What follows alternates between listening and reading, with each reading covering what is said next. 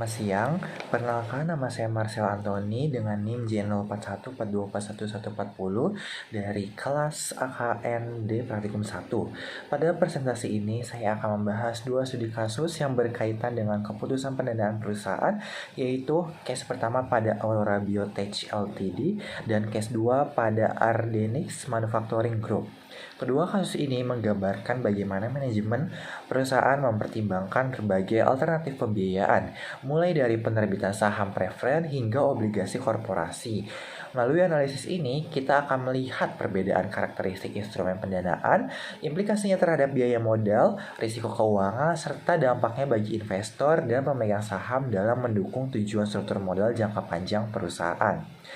Kita masuk ke case 1 soal pertama yang menanyakan nilai wajar series P preferred shares berdasarkan dividen dan tingkat pengembalian yang diisyaratkan oleh investor.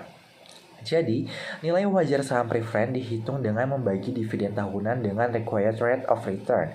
Aurora Biotech sendiri menawarkan dividen tetap sebesar $6 per tahun, sementara tingkat pengembalian yang diminta pasar adalah 7,5%. Dengan demikian, nilai wajar series P preferred shares adalah sebesar $6 dibagi 0,075, yaitu sekitar $80 per saham.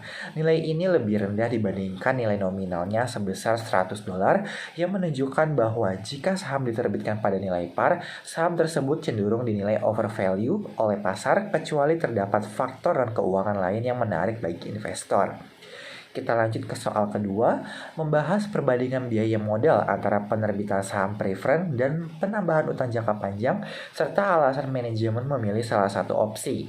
Jadi, biaya modal saham preferen umumnya lebih tinggi dibandingkan utang karena dividen preferen tidak bersifat tax deductible, sedangkan bunga utang dapat mengurangi beban pajak perusahaan. Namun, manajemen Aurora Biotech mungkin lebih memilih saham preferen karena rasio utang perusahaan sudah mendekati batas internal.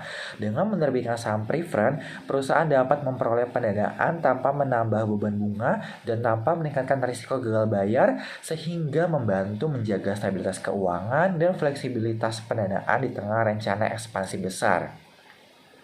Lanjut ke soal ketiga, menanyakan potensi kekhawatiran pemegang saham biasa terhadap penerbitan saham preferen meskipun tidak memiliki hak suara.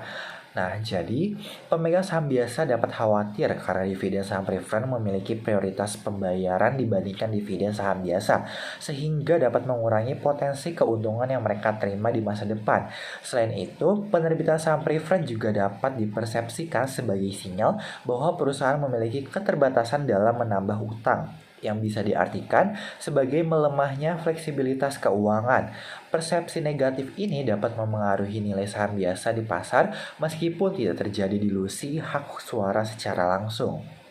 Lanjut ke soal terakhir di case pertama, yaitu soal 4, membahas dampak penerbitan saham preferen terhadap struktur modal dan profil risiko keuangan jangka panjang perusahaan. Penerbitan saham preferen akan menempatkan instrumen pendanaan yang bersifat hybrid antara utang dan ekuitas dalam struktur model Aurora Biotech. Dibandingkan dengan penambahan utang, saham preferen dapat menurunkan risiko keuangan karena tidak menciptakan kewajiban bunga tetap dan tidak meningkatkan leverage secara signifikan. Namun, komitmen pembayaran dividen preferen tetap dapat menjadi beban arus kas jika dikelola dengan proporsi yang tepat. Strategi ini dapat membantu perusahaan menjaga keseimbangan struktur modal dan mendukung pertumbuhan jangka panjang. Tetapi penggunaan yang berlebihan dapat mengurangi fleksibilitas keuangan dan menekan kepentingan pemegang saham biasa. Selanjutnya kita masuk ke case 2, soal pertama. Jadi, soal pertama dalam case 2 ini menanyakan bagaimana ekspektasi inflasi dan potensi kenaikan suku bunga pasar dapat mempengaruhi permintaan investor terhadap obligasi 10 tahun Ardenix. Jadi, ekspektasi inflasi yang meningkat cenderung mendorong kenaikan suku bunga pasar karena investor menuntut tingkat pengembalian yang lebih tinggi untuk mengimbangi penurunan daya beli di masa depan.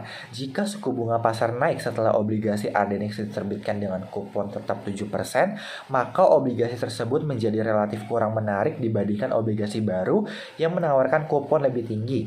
Akibatnya, permintaan investor dapat menurun dan untuk menarik minat pasar, Ardenix mungkin harus menerbitkan obligasi dengan harga diskon atau menaikkan tingkat kupon yang ditawarkan.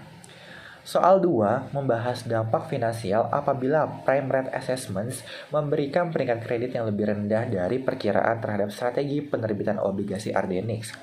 Jadi, peringkat kredit yang lebih rendah akan meningkatkan persepsi risiko gagal bayar di mata investor.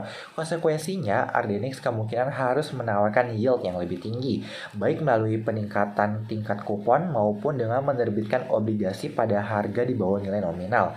Hal ini akan meningkatkan biaya utang perusahaan dan beban bunga jangka panjang. Selain itu, peringkat kredit yang rendah juga dapat mempersempit basis investor yang bersedia membeli obligasi tersebut sehingga menyulitkan proses pendanaan ekspansi. Lanjut ke soal 3, menanyakan faktor-faktor utama yang perlu dianalisis oleh Darius Win dari Stellar Face Capital dalam menilai kesesuaian obligasi Ardenix dengan tujuan investasi fixed income. Dari sudut pandang investor institusional, Darius Win perlu menganalisis yield to maturity atau YTM obligasi sebagai ukuran total tingkat pengembalian hingga jatuh tempo. Selain itu, ia juga harus mengevaluasi posisi leverage Ardenix setelah penerbitan obligasi, karena rasio utang yang tinggi dapat meningkatkan risiko kredit. Proyeksi arus kas dari proyek ekspansi juga menjadi faktor penting untuk menilai kemampuan perusahaan dalam memenuhi pembayaran kupon secara konsisten. Faktor tambahan seperti peringkat kredit, stabilitas industri, dan sensitivitas obligasi terhadap perubahan suku bunga juga relevan dalam memastikan kesesuaian obligasi tersebut dengan strategi investasi jangka panjang Stellar Face Capital. Lanjut ke soal 4, membahas pengaruh peningkatan efisiensi produksi sebesar 25% terhadap kemampuan Ardenix membayar kupon serta risiko keuangan jika ekspansi tidak berjalan sesuai rencana.